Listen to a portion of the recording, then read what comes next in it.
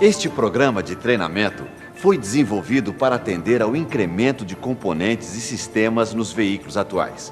Por isso, deverá ser assistido atentamente pelos técnicos, pois com certeza, em algum momento de sua carreira profissional, encontrará problemas ou terá que efetuar diagnósticos que vão exigir os conhecimentos que vamos ver a seguir. Quem vai nos auxiliar para entender bem os fundamentos da ciência é o professor Gouveia. Oi. Ô professor, como vai? Tudo bem, Durval? Olá pessoal, tudo bem? Bom, este novo Ford Autotreinamento é essencial para o profissional que repara o veículo. Bom, no primeiro programa desta série, vamos ficar por dentro de um tema fundamental para qualquer técnico Ford: a eletricidade e a eletrônica. Entre várias formas de energia, ela é uma das mais utilizadas pelo homem. Veja só, os fenômenos que envolvem a eletricidade e a eletrônica, que nos parecem tão naturais quando acendemos a luz ou mesmo quando usamos um liquidificador, não são tão simples de explicar. É preciso pedir o auxílio da física para entender estes fenômenos e como eles trabalham para nós. Então, vamos começar procurando entender um pouco sobre o fenômeno da eletricidade. Ela atua no nosso dia a dia, mas não a vemos, só percebemos seus efeitos.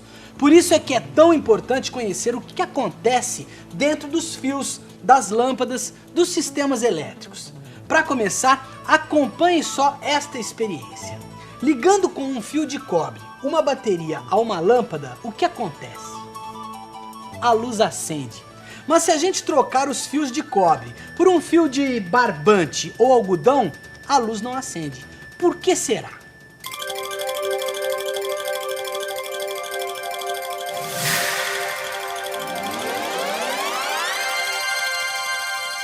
Em eletricidade, o que é invisível aos olhos, a ciência pode explicar. Para se entender o que acontece lá dentro, precisamos compreender mais sobre a estrutura da matéria. Afinal, tudo que existe é composto de matéria. Veja só. O homem, os animais, a terra, o ar, tudo é feito de átomos que, agrupados, chamamos de moléculas. Como exemplo mais conhecido, temos a molécula da água, que é formada por 2 átomos de hidrogênio e um de oxigênio. É a famosa fórmula H2O. Os átomos são compostos por um núcleo contendo prótons e nêutrons, e na sua órbita estão os elétrons. Os prótons possuem carga positiva e os elétrons possuem carga negativa. Cargas opostas se atraem, cargas iguais se repelem. Só para comparar o efeito de atração que existe entre eles, podemos usar o exemplo do ímã. Veja que no ímã, os polos sul e norte se atraem. Mas afinal, por que o fio de cobre permite a passagem de energia e o de barbante não? Alguns materiais, como o cobre, por exemplo, possuem um único elétron na sua órbita mais externa e é chamado de elétron livre.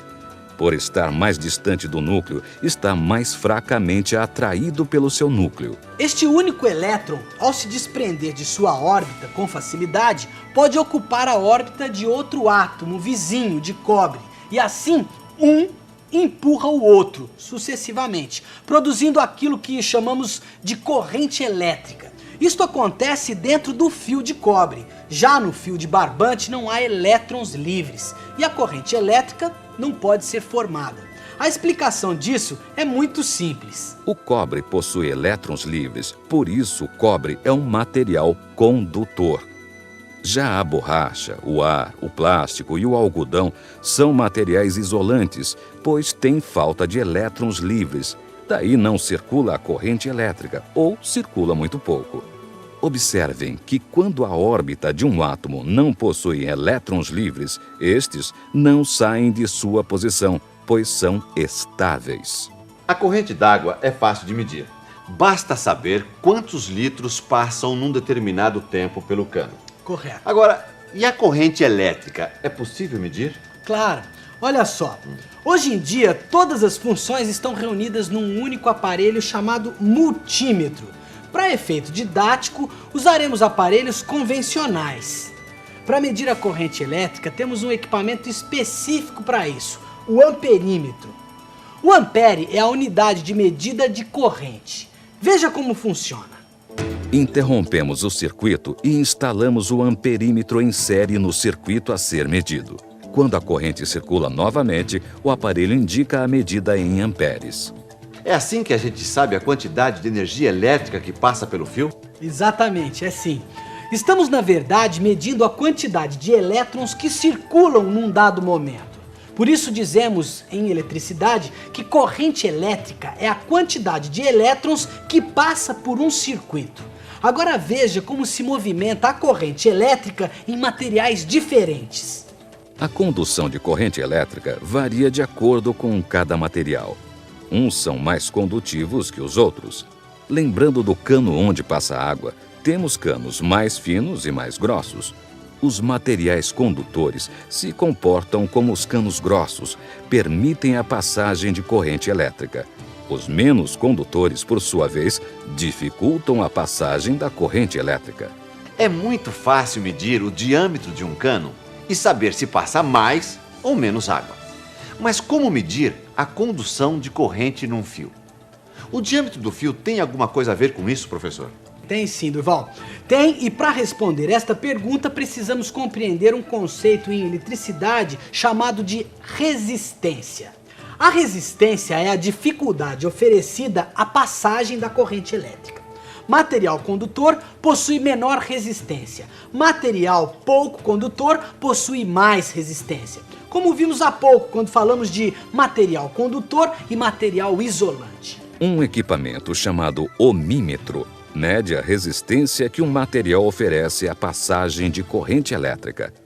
A unidade de medida utilizada para o valor de resistência é o ohm, e o seu símbolo é a letra grega ômega. Mas antes de continuarmos falando sobre resistência, precisamos conhecer um pouco mais sobre os materiais usados para conduzir eletricidade. Cada material tem uma resistência natural à passagem de corrente elétrica. Chamamos a esta característica de resistividade. O alumínio, por exemplo, tem uma resistividade de 0,0277 ohms, milímetros quadrados por metro, em condições normais de temperatura, isto é, a 20 graus centígrados. O cobre, o ferro, a prata, por sua vez, possuem valores próprios de resistividade.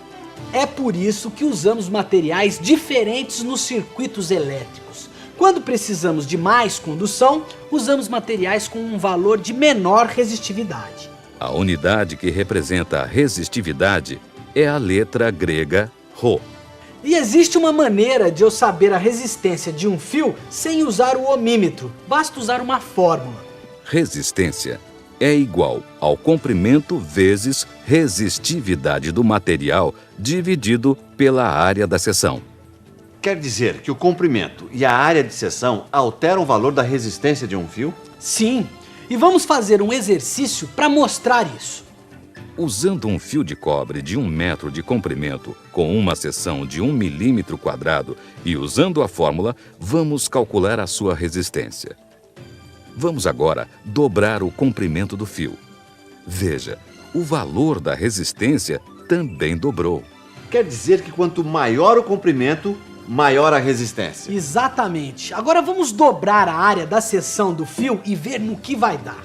Ao dobrar a área da seção e não o diâmetro, a resistência caiu pela metade. É por isso então que a gente usa fio grosso no chuveiro lá de casa, porque chuveiro consome muita corrente. Fio mais grosso tem menor resistência e permite a passagem de uma corrente maior. Exato. Entendi. É, perfeito. Outra coisa importante. Qualquer componente que oferece alguma dificuldade à passagem da corrente elétrica deve ser chamado de resistor e não de resistência. Resistência é a dificuldade que os materiais oferecem à passagem da corrente elétrica. Portanto, o chuveiro possui um resistor, não uma resistência, como o pessoal costuma falar. Então já sabemos medir a quantidade da corrente e a resistência. Mas o que faz a corrente de elétrons circular pelo condutor? O que empurra ou puxa os elétrons, tirando-os da sua órbita e fazendo existir a corrente elétrica? Bem, o que vem agora vai responder a sua pergunta. Observe estas duas caixas de água. Existe uma diferença no nível de água entre as duas. A caixa d'água com o nível mais alto tem mais água que a de nível mais baixo. Esta diferença de nível provoca uma diferença de pressão entre as duas caixas. Ao abrirmos o registro, a pressão da caixa com nível mais alto força a água a fluir para a caixa de nível mais baixo, criando um fluxo, ou seja, uma corrente de água. O fluxo de água, ou seja, a corrente de água, cessa quando as duas caixas estão com o mesmo nível de água. Na eletricidade, para existir uma corrente elétrica, tem que haver excesso de elétrons de um lado e falta do outro, exatamente como acontece no exemplo das duas caixas de água. Agora, vejamos este circuito. Uma bateria carregada tem excesso de elétrons no polo negativo e falta de elétrons no polo positivo. Por isso, os elétrons circulam de um lado para o outro.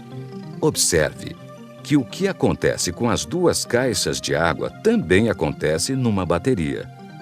Por existir mais elétrons do lado negativo, esta pressão provoca a circulação, ou seja, a corrente elétrica flui de um lado para o outro. Lembra que quando os níveis das caixas de água se igualaram, o fluxo de corrente de água parou?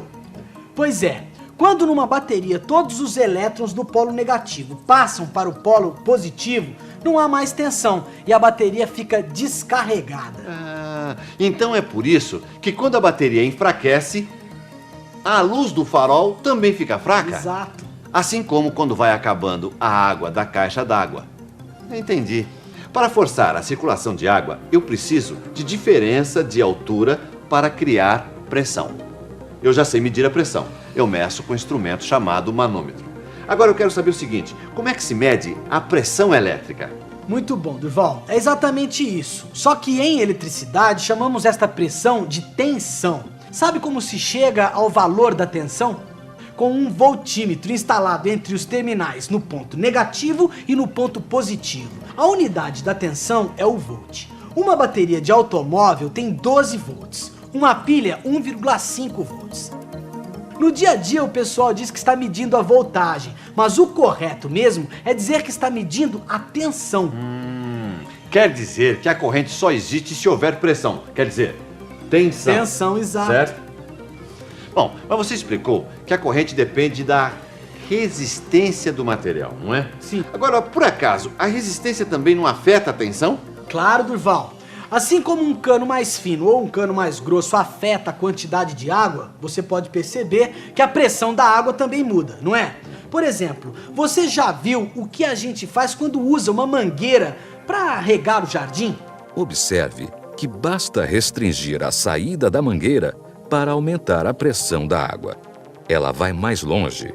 Estamos diminuindo a área da seção da mangueira, aumentando a resistência à passagem da água e, como consequência, aumentando a pressão.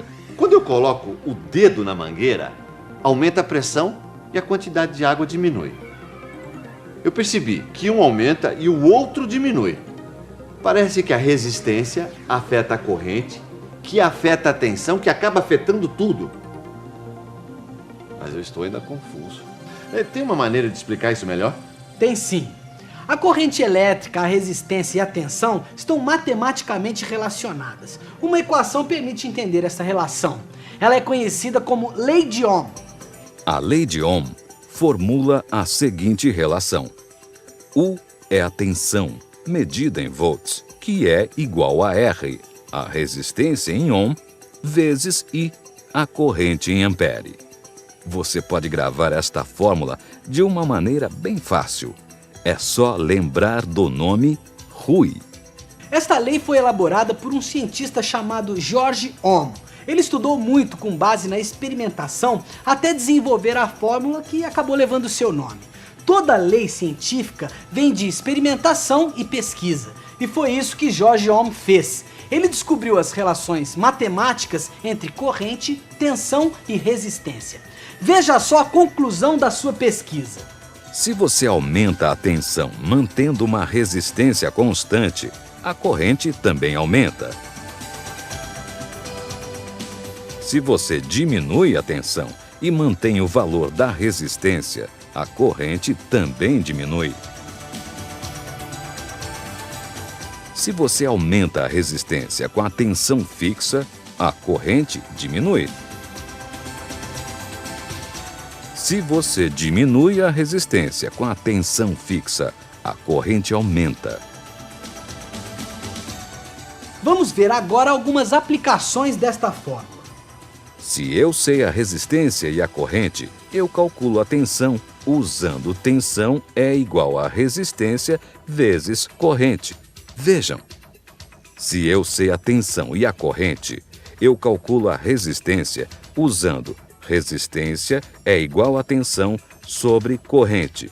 Vejam, se eu sei a tensão e a resistência, eu calculo a corrente usando corrente é igual a tensão sobre resistência. Conhecendo o valor da tensão e da resistência, eu posso saber o valor da corrente elétrica. Olha, eu já vi que isso vai ser muito útil para mim aqui na oficina. Vai. Você pode medir duas grandezas e calcular a terceira sem medir.